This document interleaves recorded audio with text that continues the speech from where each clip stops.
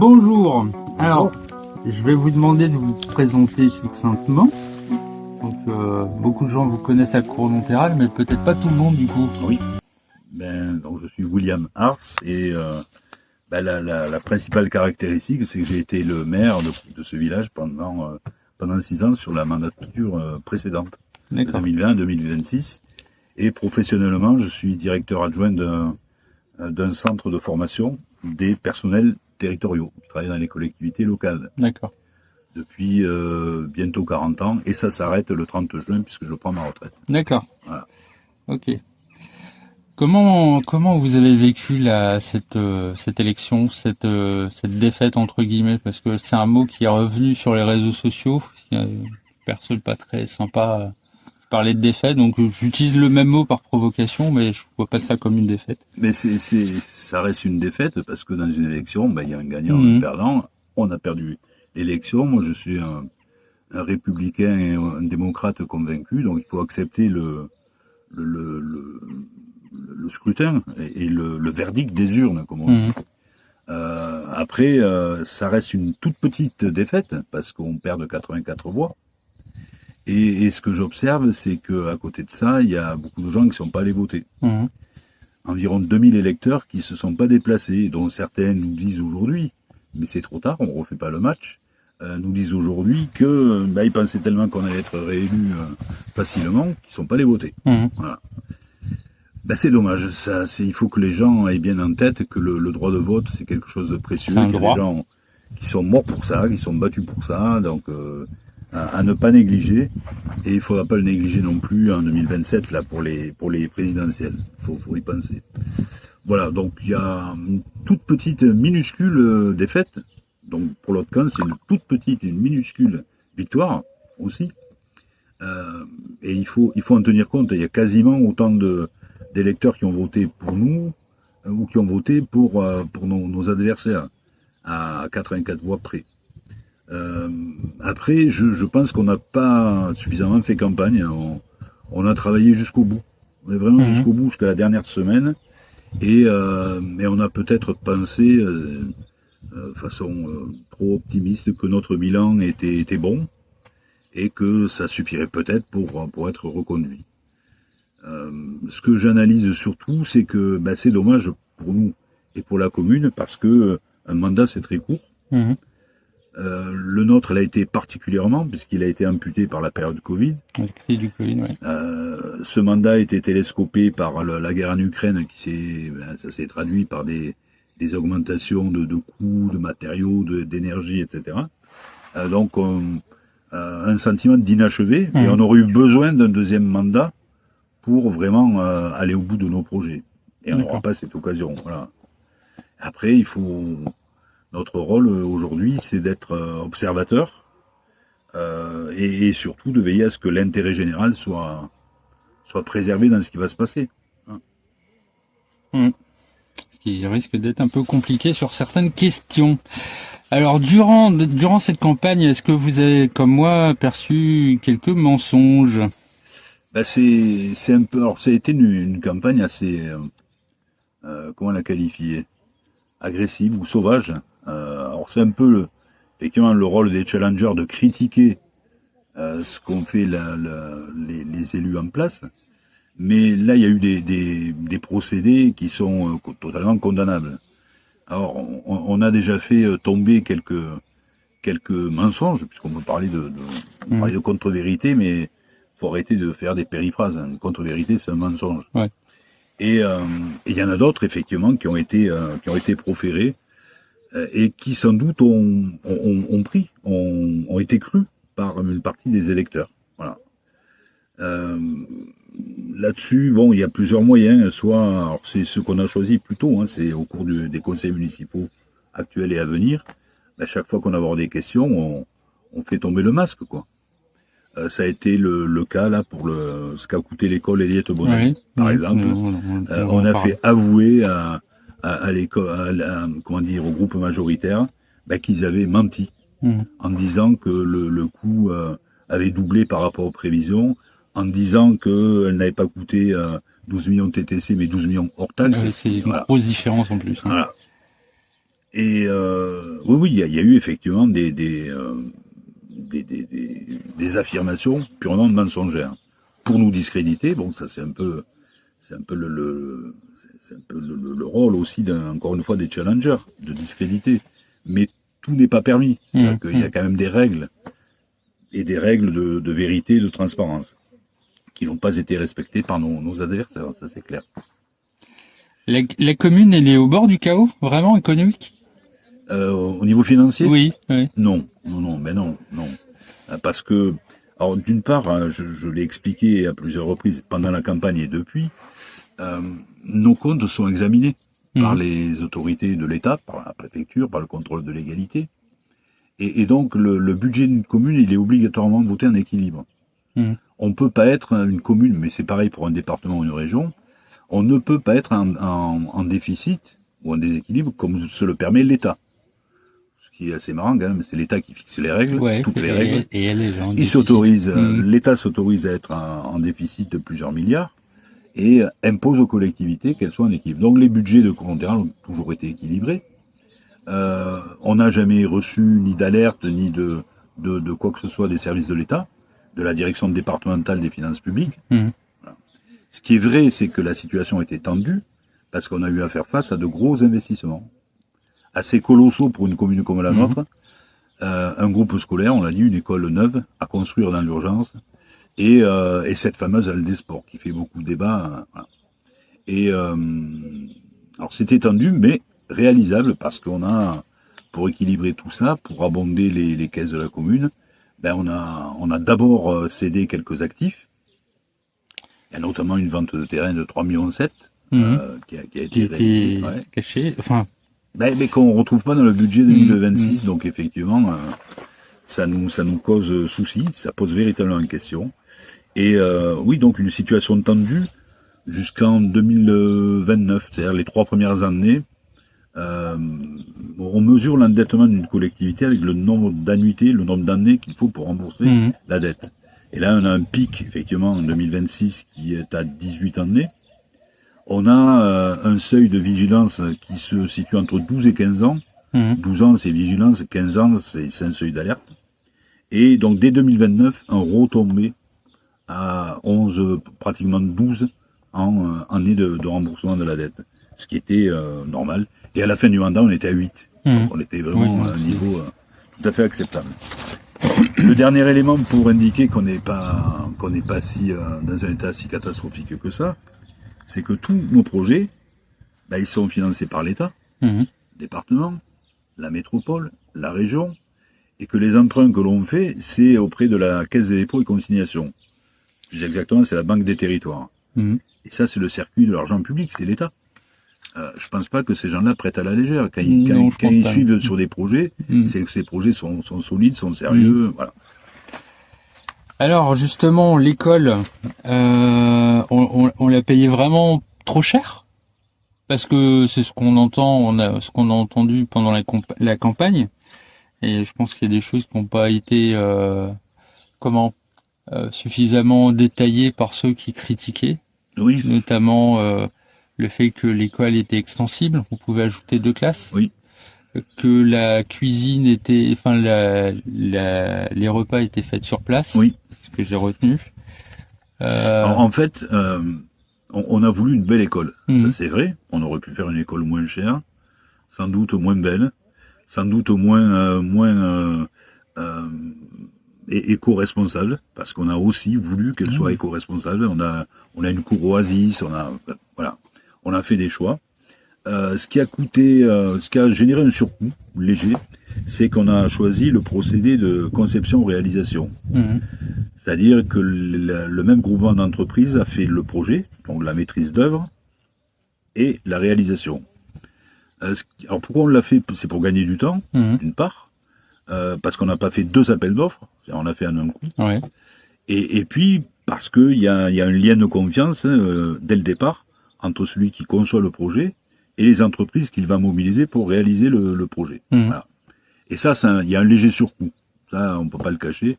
Je ne saurais pas le chiffrer, mais il y a un léger surcoût.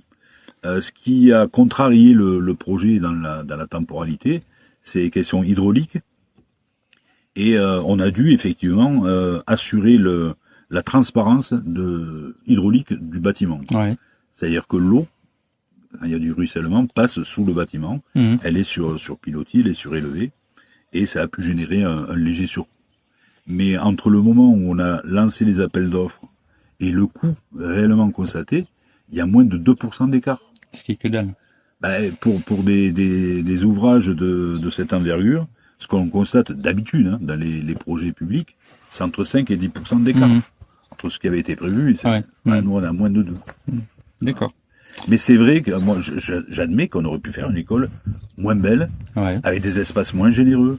Chaque classe est dotée de son atelier, il y a des couloirs larges, lumineux. On a fait le choix d'une belle école. D'accord. Mais parce qu'on estime que les enfants de collatéral le valent bien. Voilà. Ok. Le lycée, j'avais noté que le lycée n'aura pas de salle de sport. Alors, le lycée, faudrait expliquer ce qui se passe quand la région, et c'est une bonne chose que la région ait décidé de mettre un lycée à collatéral, mais il y a un cahier des charges pour la commune. Premier cahier des charges, la commune doit acheter des terrains. Nous l'avons fait pour 1 million d'euros pour l'assise du lycée, et pour 400 000 euros, c'est ce qu'on appelle des mesures compensatoires environnementales. Alors, ça parle pas aux gens, mais pour l'illustrer, c'est comme on intervient en zone naturelle, il faut qu'on achète d'autres terrains pour reloger les espèces naturelles qu'on a pu déranger en construisant un lycée à cet endroit-là, pour faire simple. Et là, ça a coûté 400 000 euros. Et le deuxième élément à charge de la commune, c'est construire ce qu'on appelle la halle des sports, ou le gymnase. Et là, c'est pareil. On avait le choix entre faire un gymnase boîte à chaussures, qui est vraiment un strict minimum. C'est peut-être ce que projette Madame Gutiérrez. Et on a fait le choix d'avoir un beau gymnase, parce qu'on s'est dit, on construit pas un gymnase tous les matins dans une commune. Donc on souhaite avoir un beau gymnase avec des tribunes de 250 places, avec un mur d'escalade, avec une salle de réception, etc. Et là, effectivement, la majorité estime que ou en tout cas met en avant la situation financière de la commune, pour ne pas démarrer les travaux qui auraient dû démarrer ces jours-ci, puisqu'on avait lancé des appels d'offres. Voilà. Et c'est un choix politique, ça je l'affirme, et ce n'est pas une contrainte financière. Ils font le choix de la faire plus tard. Et du coup, les élèves, ils vont faire du sport où ? Là, on n'a pas eu de réponse, on a posé la question. Alors, nous, c'était déjà un risque que l'on prenait pour la rentrée 2026, puisque le lycée ouvre en 2026, et nous avions programmé la livraison du gymnase pour 2027. Mais à la prochaine rentrée, c'est environ 480, entre 400 et 500 élèves qui vont faire leur rentrée. Donc là, on aurait pu trouver des solutions pour cela. Mais les rentrées suivantes, et à terme, c'est 1400 élèves. Oui, et là, pour trouver des solutions alternatives, ça va être un peu plus compliqué. C'est très compliqué. Voilà. Là, on ne sait pas. On ne sait pas parce que les structures sportives ou dites sportives qui existent, il y a le complexe sportif, le terrain de foot, il y a les cours de tennis, il y a la piscine, mais il y a un certain nombre de disciplines que ne vont pas pouvoir pratiquer les lycéens à Cournonterral, au moins jusqu'en 2028, et peut-être au-delà, parce que on ne sait pas de quoi sera fait le lendemain. Exactement. C'est ça aussi. On se dit, il y aura forcément des augmentations de coûts. On ne sait pas ce que va devenir la situation géopolitique, etc. C'est très compliqué en plus. Voilà. Donc dire demain, il n'y a rien de sûr. Ok. Donc il risque d'aller courir sur du béton pendant le soleil, les températures chaudes. Oui. Ou la pluie. De toute façon, essentiellement en extérieur, sauf la piscine, parce qu'il n'y a pas d'autre solution. Voilà. Et effectivement, là, on est lié aux conditions climatiques. Exactement. Oui. Je pense pas que ce soit pris en compte, ça. Le Clos des Pins, c'est aussi un sujet bouillant. C'est un sujet, en tout cas, polémique, et qui a été, de mon point de vue, instrumentalisé par nos adversaires, qui en ont fait vraiment un point central de la campagne. Alors, ce qu'il faut avoir en tête, c'est pas un projet municipal, c'est pas un projet communal. Aujourd'hui, le Clos des Pins, c'est toujours, jusqu'à preuve du contraire, la propriété d'une famille. C'est un bien privé qui est constructible depuis 2006, donc nous n'y avons rien changé. et sur lequel il y a un potentiel de construction. Ça s'est traduit au niveau du plan local d'urbanisme intercommunal, le PLUI, qui a été adopté au niveau de la métropole, par ce qu'on appelle une OAP, une opération d'aménagement programmé. Et ce que dit une OAP, c'est à cet endroit-là, compte tenu de l'état du droit des sols, on peut construire environ 150 logements. Voilà ce que dit l'OAP. D'accord. Et à ce stade, pour annuler cette OAP ou ce potentiel de construction, il faut réviser le PLUI, en partie, en tout cas, de la métropole. Donc ça suppose un processus assez complexe, et en tout cas un peu long. Mais ce que l'on sait déjà, autre engagement de nos adversaires qui ne sera pas tenu, c'est que certes, le projet tel qu'il était imaginé au départ ne sera peut-être pas réalisé, mais il y aura quand même un projet. Il y aura quand même un projet immobilier au Clos des Pins. Donc je pense que les quelques centaines de personnes qui ont signé la pétition, et ceux qui sont directement concernés, ben, ils vont rapidement déchanter, quoi. Voilà. Parce que c'est comme ça, on ne peut pas spolier quelqu'un de dire vous avez un bien qui est constructible depuis plus de 20 ans, et aujourd'hui, on va décréter qu'il ne l'est plus. Oui, ça perd de valeur. Oui. Donc lui, il peut entamer des poursuites derrière. Oui, il peut y avoir des contentieux, il peut y avoir, bon ça je ne sais pas, je suis pas un proche de cette famille-là, mais il pourrait très bien réagir comme ça, oui. Bon, on a parlé de la LD Sport. Bon, on a fait le tour un peu là. Ce qu'on peut dire sur le Clos des Pins aussi, c'est que la majorité municipale a admis qu'il y aura un projet, et au lieu de le faire sur la vigne, qui est une vigne entretenue, on peut se le dire, à minima pour que ça ressemble encore à une vigne. Donc pas de construction de ce côté-là, et construction dans le parc de la Belle Demeure, etc. Et je crois que, enfin ça c'est une opinion tout à fait personnelle, s'il avait fallu réduire et faire des choix sur ce projet-là, je pense que j'aurais fait l'inverse. C'est-à-dire que j'aurais préservé le parc et la Belle Demeure, qui est l'une des plus belles de Comontéral, et la vigne qui ressemble de loin à une vigne, comme ça s'est construit tout autour, on aurait pu faire là des lotissements. Ce qu'il faut savoir quand même, c'est que tous les gens qui étaient contre ce projet, qui ont signé la pétition, habitent eux-mêmes des maisons qui étaient à l'endroit où il y avait des vignes, il n'y a pas si longtemps. Oui. Donc en réalité, c'est pas tellement on a voulu un peu sacraliser la vigne, etc. Mais c'est pas ça qui a animé les gens. C'était nous, on a construit là où il y avait des vignes, mais on veut pas de gens qui construisent à côté de nous. C'est ça. Oui, je pense, oui. Oui. Et ouais, c'est l'éternel. Nous, on veut bien s'installer, mais on n'a pas envie que les autres s'installent. Moi, le premier, j'habite à l'endroit où j'habite, pas très loin des services techniques et des pompiers. Alors je l'ai pas connu évidemment, mais je sais que c'était des vignes à l'époque. Et la plupart des lotissements de Comontéral sont construits là où il y avait des vignes. Le centre était pas bien grand avant, au départ. Ça s'arrêtait déjà à la cave coopérative à peu près. C'était un peu les limites du village, historiquement. Et voilà. Mais après, moi je pense qu'il y a beaucoup de gens qui sont fait instrumentaliser sur cette affaire. Et ce que je dis, c'est que encore une fois, ceux qui ont instrumentalisé ces gens habitent eux-mêmes à l'endroit où il y avait des vignes. Même une adjointe qui habite à l'endroit où il y avait un superbe bois de pin, qui n'ont eu aucun scrupule à raser et pour y construire des maisons. Voilà. C'est aussi là-bas, vous aviez laissé un espace bio là-bas où tout n'était pas rasé, c'était resté naturel en fait. Oui. Et il n'y a plus rien. Oui. Bon, ça. Un peu. Ça c'est pareil. C'est le village a besoin d'espace pour s'étendre, pour garer des véhicules. C'est un syndrome particulier à Comontéral, les véhicules. Moi, j'ai plusieurs collègues maires à l'époque qui venaient me voir, qui disaient mais comment ça se fait qu'il y a autant de véhicules dans la rue? Donc, ce qui sous-entendait que dans leur village, c'était pas le cas. Et une explication, c'est sans doute ça remonte à plusieurs décennies en arrière, le laisser-faire qu'il y a eu avec les gens qui ont transformé leur garage à l'habitation.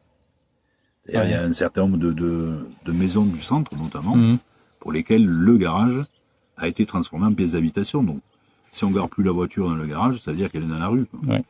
Et quand on sait qu'il y a au moins aujourd'hui 2 voitures par foyer, voilà, ça fait beaucoup de voitures dans la rue. Et bon, nous, on avait un projet de créer 100 places de stationnement, mais 100 places de stationnement, c'est un pansement sur une jambe de bois, parce que il y a beaucoup de voitures, et ça pose même des problèmes de sécurité pour l'hypercentre, si les pompiers doivent accéder, etc. Exactement. Ouais. Mhm. C'est pas simple, voilà. Mais les gens ont perdu l'habitude de marcher aussi. C'est-à-dire que Moi, j'ai du mal à comprendre qu'on ait besoin à Cournonterral de voitures pour se déplacer dans Cournonterral. la Cournonterral, sans passer pour un idolâtre du vélo, le vélo c'est très pratique, et à pied c'est pratique aussi, Mhm. quoi. Mhm. D'ailleurs, vous avez noté quand même qu'on a piétonnisé le centre-ville, l'hypercentre, le centre médiéval, et qu'on avait l'intention de passer la rue de la Chapelle à ce qu'on appelle un espace partagé, c'est-à-dire avec la priorité aux piétons, aux vélos, Ouais. circulable en voiture, mais limité à 20 km/h. Mhm. Voilà. Et bon, après, je pense que ça prend du temps, c'est des choses qui se font dans la durée, et ça fait partie des choses sur lesquelles on aurait eu besoin de faire un deuxième mandat pour expliquer, pour accompagner ces changements-là, qui sont pas toujours bien perçus par les gens. Mhm. Aujourd'hui, il y a encore des gens... En même temps, on a quand même, je crois qu'il y a une culture de ma voiture à côté de chez moi. Je pense qu'il y a un peu de ça aussi.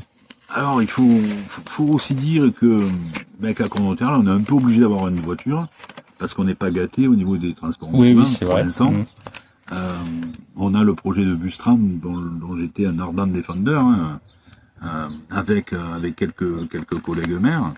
Mais il faut se battre pour avoir ce bus-tram, parce que il y aura pas mal normalement, à terme, ça va se traduire par des voitures en moins. Mhm.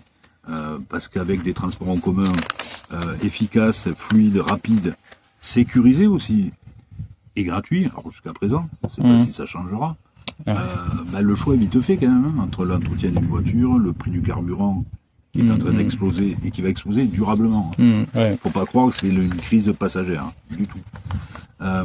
Et donc, voilà, à Cournonterral, au jour d'aujourd'hui, on est obligé d'avoir une voiture. Sinon 2 quand on est en travail, etc. On arrive au mot et votre réponse. On va commencer avec Internet. Ça vous évoque? Internet, au départ, je pense que ça devait être vécu comme une ouverture, un accès à la connaissance pour tous, une fluidité dans les relations, etc. Et ce que j'observe aujourd'hui, alors je passe d'Internet, désolé, aux réseaux sociaux, Ouais, qui est l'une des dérives, d'Internet aujourd'hui. Dérives, pourquoi? Parce que ce qu'on observe, c'est que les gens qui ont des choses à dire, à exprimer, pas toujours bienveillantes, bien planqués derrière leur clavier, leur écran, là, on peut se lâcher, on peut envoyer, on peut attaquer, on peut diffamer en toute liberté, et ça me dérange. Ce qui me dérange aussi, c'est évidemment toutes les tendances extrêmes et violentes, allant de la pédophilie au réseau nazi extrême, etc., qui se développent sur Internet. Ça, c'est le côté obscur. Mais sinon, à la base, c'est quand même un progrès, parce que là, je me lance un peu dans le jardinage, puisque j'ai du temps. Et quand je veux savoir comment on taille un citronnier, je vais voir je trouve un tuto, c'est parfait, en 2 minutes. Je suis pas devenu jardinier, mais j'ai au moins acquis les bases. Et donc, c'est quand même une ouverture sur le monde. Mais le risque, c'est que les gens s'enferment avec ça. C'est-à-dire qu'au voir, je prends un exemple, visiter un musée virtuellement voir les œuvres d'un musée sur Internet, c'est bien. Mais aller se balader dans le musée, c'est quand même... Oui, c'est voilà. Mais c'est la même chose pour la nature. Nous, en plus, on a un très beau patrimoine naturel. Ça serait dommage de se contenter de voir des choses sur Internet, alors qu'il suffit d'aller les voir sur place. Il suffit d'aller marcher. Voilà. Faut aller marcher un peu. Non, ça reste une bonne chose, un progrès pour l'accès à la connaissance, au savoir, et à la fluidité quand même des échanges et de la communication, parce que Si on prend un exemple, quand on a des familles un peu éclatées sur tout le territoire, etc., où on se voit pas régulièrement, faire une petite visio avec ses enfants ou ses petits-enfants, c'est sympa. Voilà. Ouais, Alors, il y a quand même beaucoup de points positifs, et puis il y a des dérives, tout simplement. Ah, c'est parce que c'est un réseau. En fait, la raison, c'est que c'est un réseau décentralisé et assez compliqué à contrôler. Eh oui, Voilà. oui, c'est ça, tout est question de... Vous savez, pour Internet ou comme toute chose, quand il y a une liberté, il faut qu'il y ait un contrôle. Alors, la liberté, elle peut pas être absolue, et surtout, elle doit pas porter grief aux autres. Et là, le contrepoids du contrôle n'est pas efficace, n'est pas efficace du tout. Et c'est peut-être ce qu'il faudrait travailler. Je pense qu'il y a aussi un manque de maturité, c'est ce que j'appelle les bébés internautes, les gens un peu agressifs, un peu qui crachent leur venin sans réfléchir. Et c'est comme la vie d'un humain, ça progresse. On peut avoir un bébé internaute qui a 70 ans et qui commence à savoir parler sur Internet. Parce que derrière, souvent, on a des gens qui savent répondre, qui déconstruit un peu les bêtises qui sont racontées, mais ça prend toujours énormément de temps. Oui, et puis, sans être péjoratif, je crois que c'est Umberto Eco qui disait ça, c'est en fait les réseaux sociaux ont permis à des milliers d'imbéciles de pouvoir s'exprimer librement. Exactement. Sur Internet. Avant, vous savez, quelqu'un qui disait des âneries au bistrot du coin, par exemple, il suffisait de le contredire, et puis ça s'arrêtait. Alors que là, non seulement c'est diffusé le plus largement possible, mais en plus c'est relayé, c'est commenté, c'est exagéré, c'est extrapolé. Et là, ça part dans tous les sens. Donc ça, c'est... voilà, donc il n'y a pas que des imbéciles sur les réseaux sociaux, heureusement. Mais en tout cas, c'est ceux qu'on voit le plus. Les imbéciles ont trouvé une tribune facile et illimitée, c'est-à-dire qu'ils peuvent y passer leur journée. Hein. Ouais, exactement. Après, ce que j'observe quand même, c'est qu'il y a un petit nombre de gens qui passent beaucoup de temps et qui sont spécialistes des commentaires malveillants. Voilà, c'est des gens qui passent leur temps à ça. Quoi. Exactement. Et qui disent jamais un mot de positif, c'est toujours... C'est ça, toujours ça canarde de tous les côtés. Exactement. Et c'est tellement facile. Bah oui. Alors, le deuxième mot, c'est Ukraine. On en parlait tout à l'heure. L'Ukraine, c'est quelque chose qui doit nous concerner parce que l'Ukraine n'est pas si loin de nous. Voilà. Faut pas vivre ça comme une guerre lointaine et qui nous concerne pas, sur laquelle il y a aucun risque. Je rappelle qu'après l'Ukraine, il y a la Pologne, il y a des pays de la communauté européenne. Donc c'est quelque chose qui doit nous concerner et sur lequel l'Europe doit s'engager et aider ces pauvres gens qui ont rien demandé à personne, quoi. Voilà. Ce sont des gens qui ont été agressés. Point. L'attaque de Poutine, ce n'est pas autre chose qu'une agression, et qu'une agression pour annexer des territoires, pour élargir les richesses et pour se maintenir au pouvoir. C'est quelqu'un qui se maintient au pouvoir par la guerre, par l'adversité. C'est pas très éloigné de ce que fait son petit camarade Trump, de l'autre côté de l'Atlantique. Lui aussi, là, il affirme sa légitimité par l'attaque. Voilà. Or, évidemment, il y a toujours des justifications à ça. Monsieur Trump dit oui, les mollahs, le régime des mollahs, oui, il a raison, c'est indigne. Ils veulent se doter de l'arme nucléaire, etc. Ça reste à prouver. Mais à côté de ça, c'est quand même une guerre, voilà. Et Poutine, c'est la même chose en fait. C'est la même chose. Je pense que c'est quelqu'un qui est nostalgique aussi du grand empire soviétique. Et qui aimerait élargir donc l'assise territoriale de la Russie. Il n'y a aucune justification à cette guerre et c'est encore une fois une agression. Faut pas oublier, c'est demain qu'on fête l'armistice en France que notre pays aussi à une époque a été envahi par des barbares nazis et que heureusement qu'on a eu des soutiens internationaux, qu'il y a eu des alliés. Et heureusement qu'il y a eu des gens courageux pour s'élever contre ça dans le pays. Sinon, je ne sais pas ce que serait la France aujourd'hui. Ce serait peut-être pas le pays où il fait bon vivre. Exactement. Voilà. Bon, le troisième, c'est Trump. Je l'ai déjà un peu abordé, moi Ouais. c'est quelqu'un qui me fait peur. Alors, Poutine aussi, hein, ça Oui, m'effraie, pas tant pour moi, mais pour les générations futures. Avec ces deux lascars, permettez-moi cette appellation, on n'est pas loin, on frôle chaque fois la Troisième Guerre mondiale. Ouais. Et ça, c'est effrayant, parce que chaque guerre mondiale, à la fin, on dit, bon, c'est la dernière, c'est la dernière, etc. Ouais, on a déjà eu deux. Et chaque fois, on a... Et c'est lié à des personnages, hein. C'est vraiment lié à des personnages. On a des gens qui s'élèvent, voilà, et qui ont des tempéraments guerriers. Alors Trump, c'est quelqu'un qui commence à être contesté dans son pays et dans son propre dans camp. son camp, ouais. C'est pas malheureux. J'espère que les Américains vont ouvrir les yeux. Ce qu'il faut quand même pas perdre de vue avec les Américains, c'est que ça reste quand même une démocratie et qui est capable du pire comme du meilleur. C'est-à-dire ils ont quand même élu à un moment donné un black, Barack Obama, qui est bon, dans un pays où il y a quand même encore des problèmes de ségrégation dans les États du Sud, etc. C'est quand même un exploit. Mais ils sont capables du pire. C'est-à-dire après un Obama, ils vont élire un Trump, quoi, qui, de mon point de vue, est dangereux. Voilà, dangereux, instable. Je pense qu'il est surtout instable parce qu'on voit bien dans ses communiqués, il souffle le froid, enfin, voilà. C'est quelqu'un d'instable et de dangereux. Et de peu recommandable. Voilà. Il est très insultant. On dirait un bébé internaute aussi. Oui, mais c'est ça. C'est quelqu'un qui est quand même impulsif, qui est instable, qui est lunatique. Voilà. On peut s'interroger réellement sur son équilibre psychique. Clair. Allez, le quatrième, la Chine.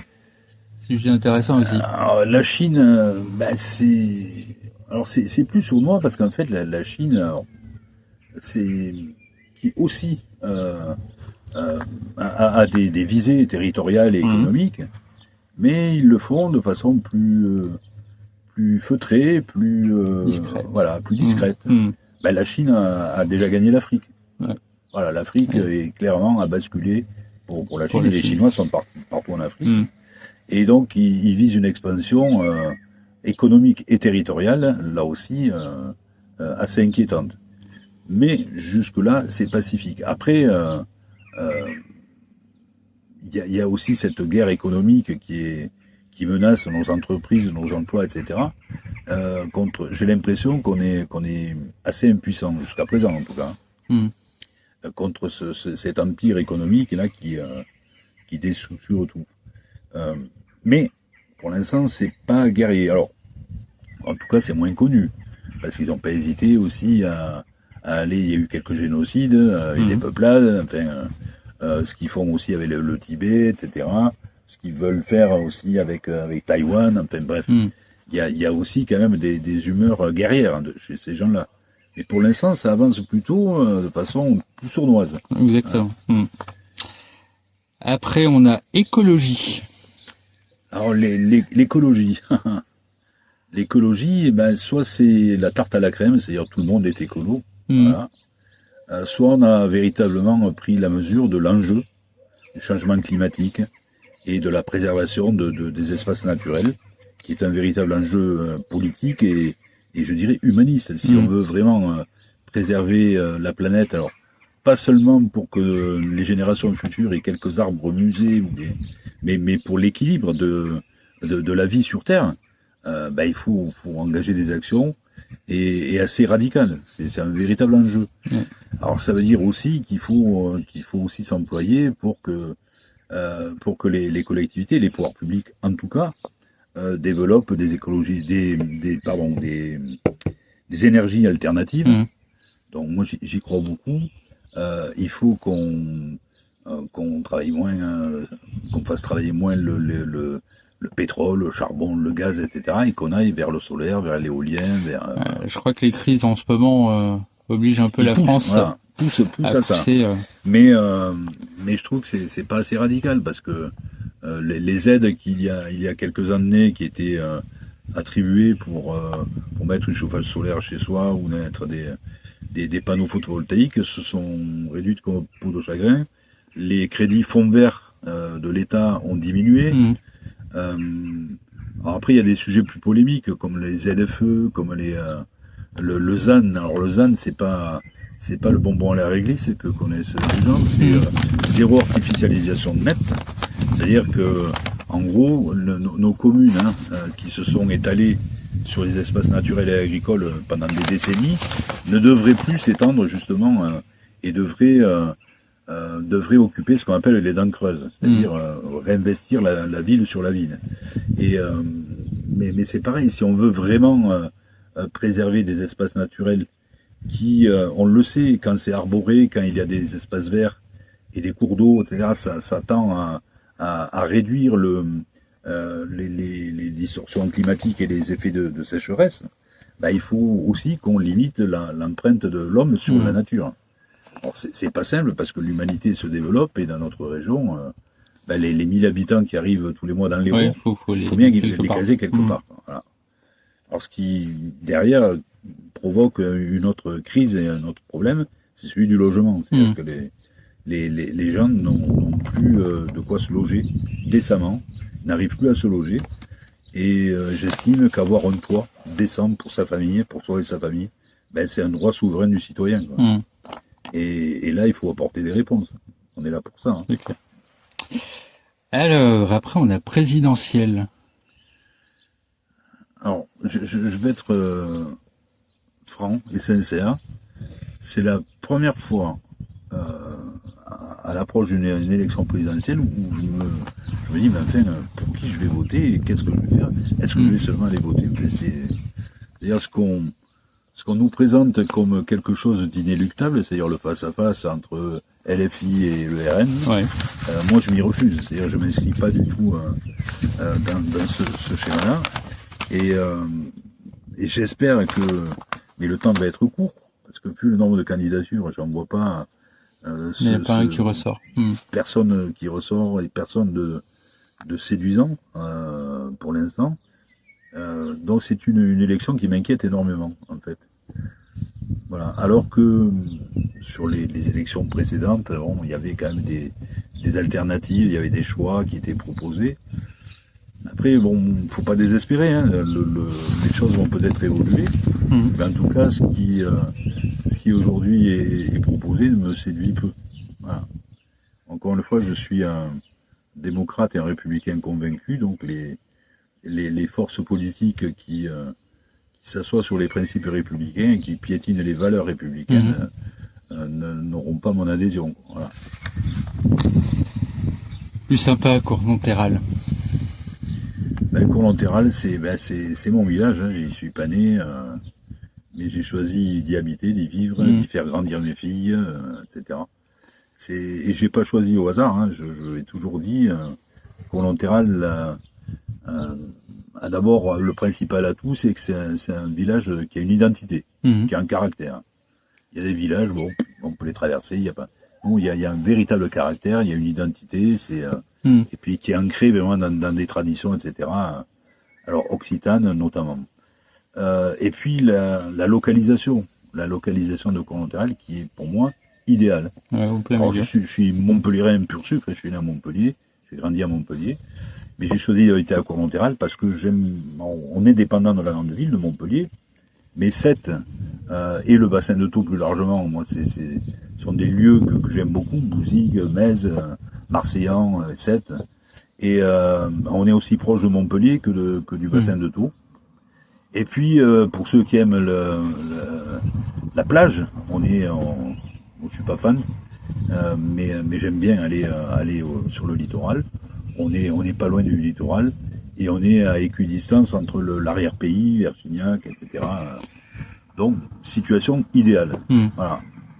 Voilà Cournonterral. Et puis c'est encore une fois ces traditions, ce caractère, et puis là désormais avec un lycée qui arrive, et un lycée quand même un symbole tourné vers l'essence du numérique. Et là, pour un village qui a des traditions très anciennes et un lycée tourné vers l'avenir, je trouve que ça fait un bel équilibre. Ouais, c'est sympa. Ouais. Liberté. Alors je l'ai un peu dit tout à l'heure, hein, la liberté, où l'autonomie doit s'accompagner de mesures de contrôle ou d'encadrement, parce que la liberté des uns s'arrête là où elle gêne les autres. Et donc ça, c'est les règles sociales qui doivent être respectées. La liberté, moi, je pense que l'une des plus grandes libertés auxquelles je suis attaché, c'est la liberté d'expression.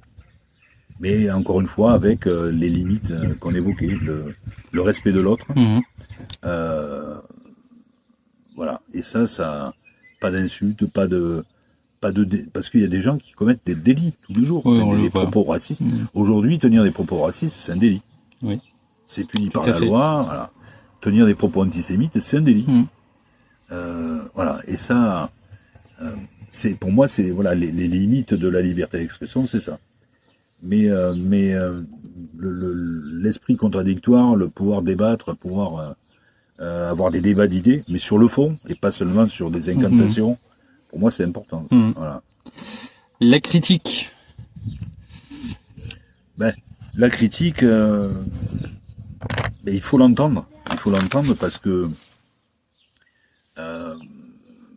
n'est pas toujours capable d'abord de faire son autocritique. C'est pas un exercice simple. Donc, il faut entendre les critiques constructives. Après, la critique est facile. On parlait des réseaux. Là, pendant la campagne, on a pris notre charge en critique.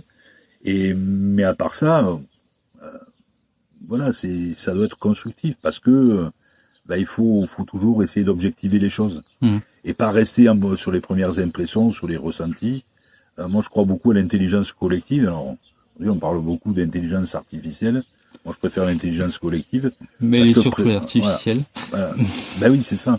Et le problème, c'est que effectivement, on a du mal à faire converger les choix, etc. Mais je trouve le débat contradictoire toujours intéressant parce qu'on arrive à trouver des compromis, mais en discutant en confrontant les idées, les options, etc. Sans inventer ou. Oui. Alors et là c'est opposition. Vous y êtes. L'opposition, je l'ai déjà vécu dans une vie antérieure. J'ai déjà été élu dans l'opposition. Là, pour ne rien vous cacher, ma décision première était de ne pas siéger à l'opposition. Et mes coalitions souhaitaient que je le fasse parce que pour les faire bénéficier de mon expérience, etc. Et puis je trouve qu'il y a quand même un respect qui est dû, je le redis, aux 1600 et quelques électeurs qui ont voté pour nous. C'est-à-dire que déserter brutalement, c'est ce que j'ai vécu en 2020. En 2020, les 6 ou 7 premiers de la liste adverse, dont celui qui était maire pendant 3 mandats, ont disparu du jour au lendemain. On les a jamais vus. Donc je trouve que c'est pas correct, c'est pas très républicain, c'est pas respectueux des citoyens. Donc on reste dans l'opposition. Une opposition pour l'instant qui est alors en observation et en réaction par rapport aux choix qui sont proposés par la majorité. Moi, m'opposer m'intéresse pas. Mon moteur, c'est l'intérêt général et ce que je trouve intéressant pour Colonterral. C'est tout. Donc s'il y a des choses intéressantes proposées par la majorité, nous les voterons.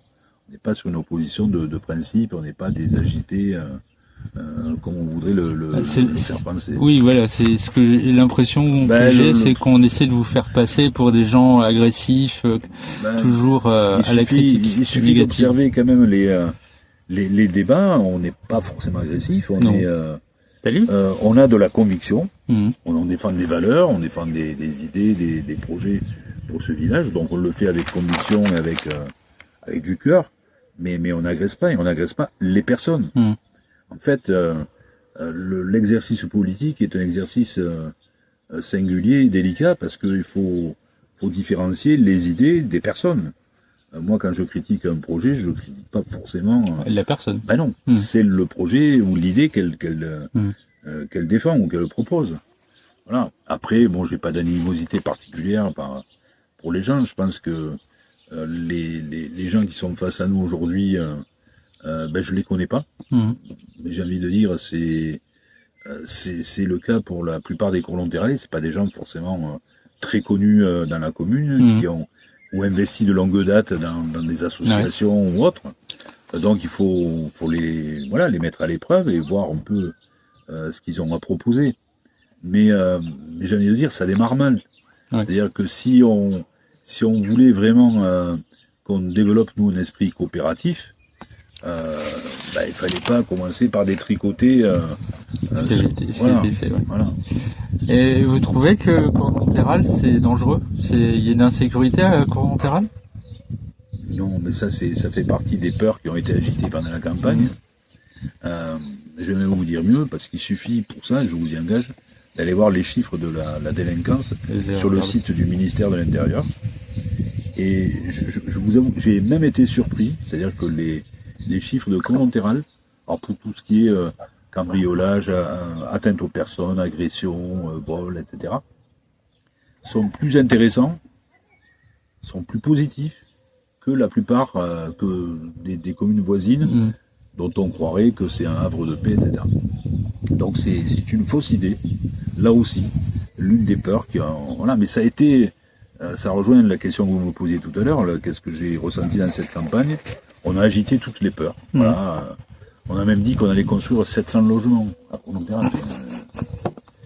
Alors quand j'entends dire ça de quelqu'un qui était derrière le maire, qui a construit donc 550 logements au Jardin d'Hélios et qui prévoyait d'en faire 250 sur l'ancien stade, moi, ça me fait gentiment sourire. On n'a rien construit, nous, pendant le mandat, ou pratiquement rien. Il n'y a pas eu de projet, il n'y a pas... Voilà. Mais non, ça fait partie des peurs de dire, oui, Cormontéral, alors ça rejoint la question de l'éclairage la nuit. Il est prouvé, en tout cas, rien ne prouve, plus exactement, rigoureusement et scientifiquement, que l'extinction de l'éclairage aggrave la délinquance ou les accidents. C'est une erreur de dire ça, et c'est faux.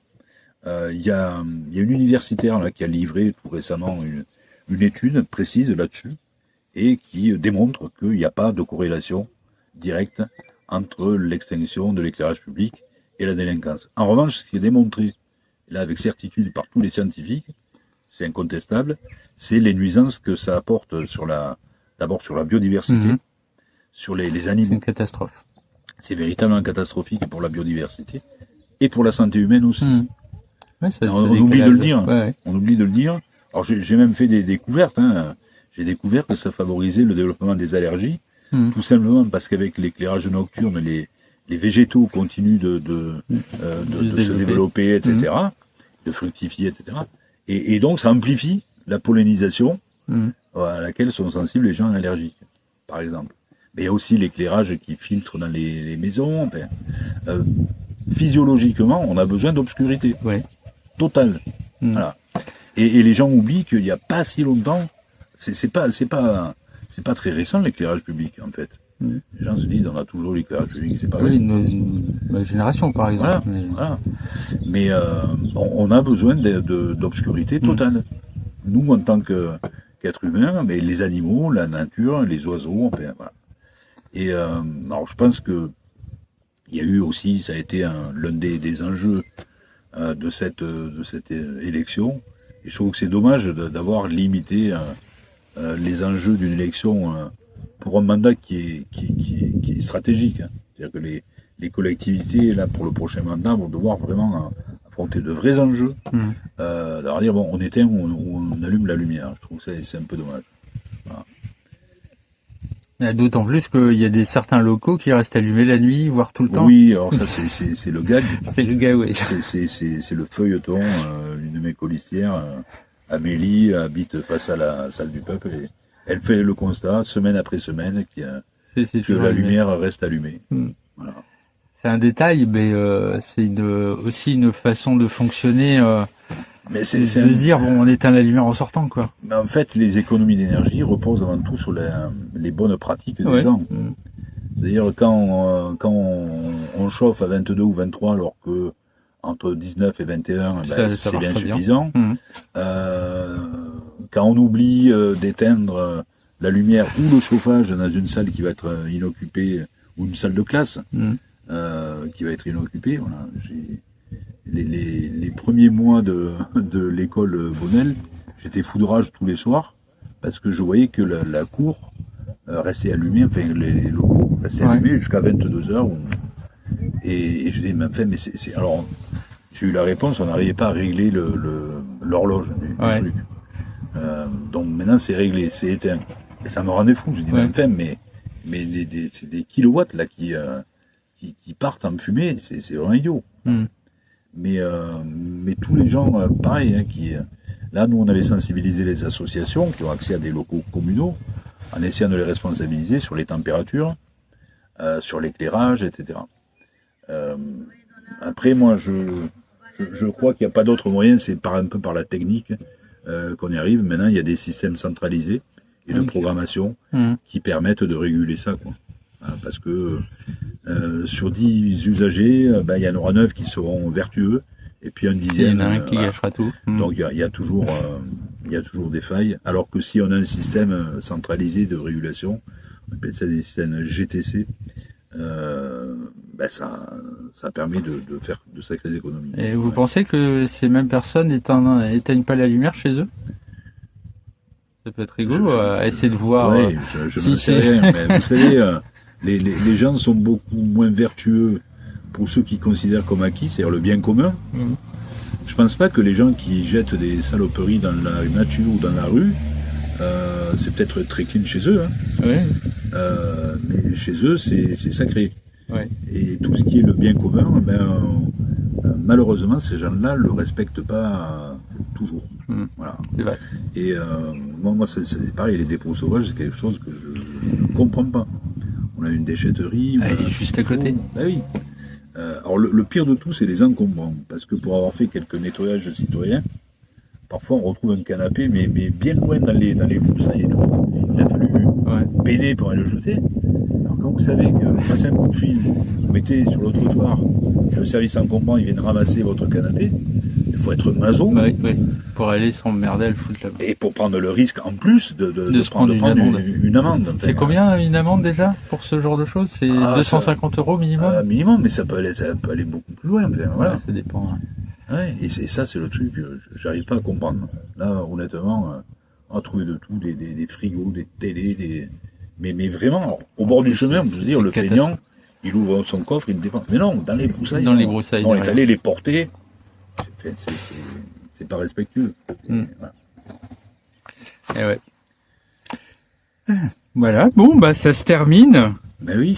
On va se dire au revoir, et peut-être à une prochaine, si j'ai d'autres questions. Sans doute. Non, moi, j'ai pas forcément de questions. Maintenant, je continue à profiter de mon village, qui est...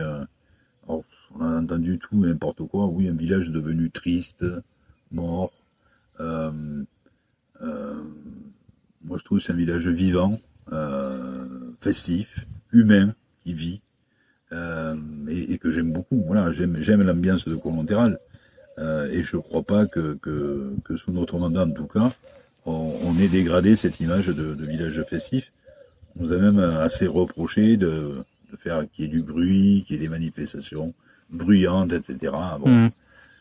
Donc tout ça, ce sont des éléments de langage politiciens qui ont été développés pendant la campagne et qui malheureusement ont fonctionné, hein, à certains égards.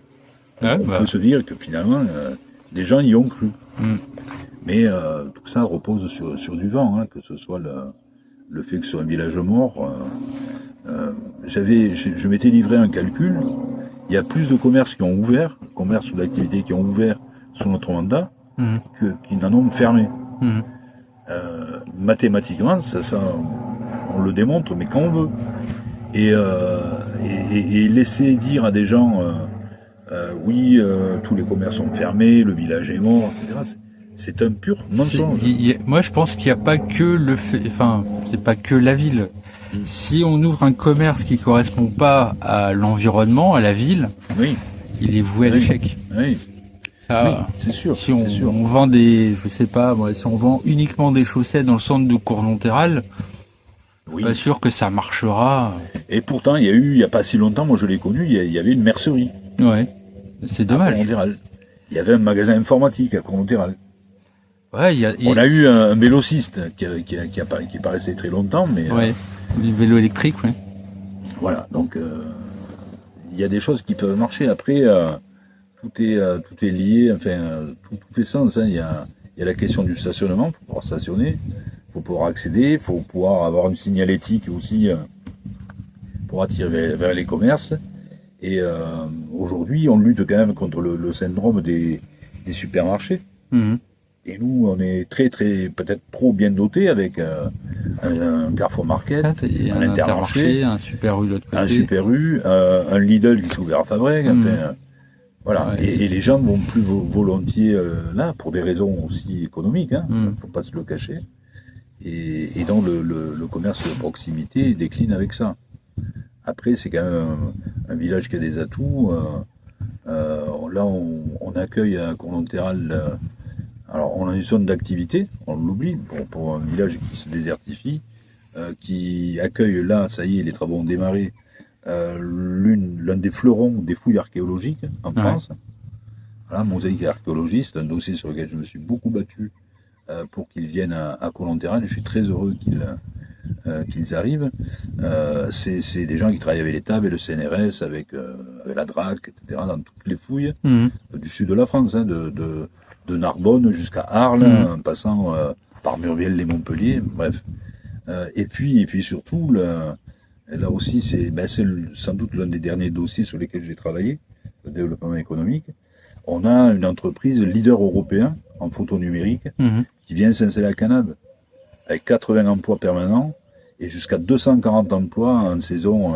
Alors les saisons pour la photo numérique, c'est les fêtes de fin d'année. Ouais. Voilà, et là, ils peuvent tripler le personnel. Voilà. D'accord. C'est des gens qui produisent et qui vendent des albums photos, voilà, à partir de photos numériques. Là, ça vient s'installer à Cournonterral. D'accord, Bon, c'est bien. Pas mal. C'est bien. C'est quand même pas mal. Et donc voilà, c'est loin d'être un village qui se meurt. Pas... Non, et puis on le voit, il y a des chiens. Oui, les chiens votent pas, c'est dommage. Mais ils sont là, on les voit. C'est bien de les voir. Les chiens, c'est vrai que on parle beaucoup des chiens. Nous, on a fait cette proposition. Alors, elle est peut-être pas géniale, mais elle a le mérite d'exister. De dire ce bel espace naturel pour éviter les conflits d'usage entre les familles qui n'ont pas envie que leurs enfants, en se roulant dans l'herbe, se ramassent une crotte de chien. Ouais, ça c'est un vrai et problème. les maîtres de chiens qui sont nombreux, bon, on s'est dit on va séparer deux espaces dédiés pour les familles et pour les maîtres de chiens. Mais là, c'est toujours pareil, quelle que soit la proposition, si elle n'est pas respectée par les citoyens, elle fait pchit. Voilà, elle fait pchit. Ah là, le problème qu'on voit, en fait, c'est que il y a des familles qui viennent avec leurs chiens. Ah oui, alors c'est un dilemme. Donc là, c'est un dilemme. Mais souvent, on voit les chiens, enfin, ça arrive que les chiens restent attachés et on est un peu triste de voir ça, quoi. Oui. Un peu compliqué, quoi. Ouais. Alors qu'il y a... Je crois qu'il y a aussi, je pense qu'il y a un manque de connaissance du chien, en général. Il y a beaucoup de gens qui peut aller sont jusqu'à la peur, il y a des gens qui ont une phobie du chien. Tétanisés, et alors qu'il se passe rien du tout, bon, voilà, c'est un peu... Alors on essaie de démocratiser, d'expliquer les interactions avec les chiens ici, mais... Bon. C'est pas évident. Hein. C'est pas évident. C'est pas évident, il faut l'avoir en tête parce que, encore une fois...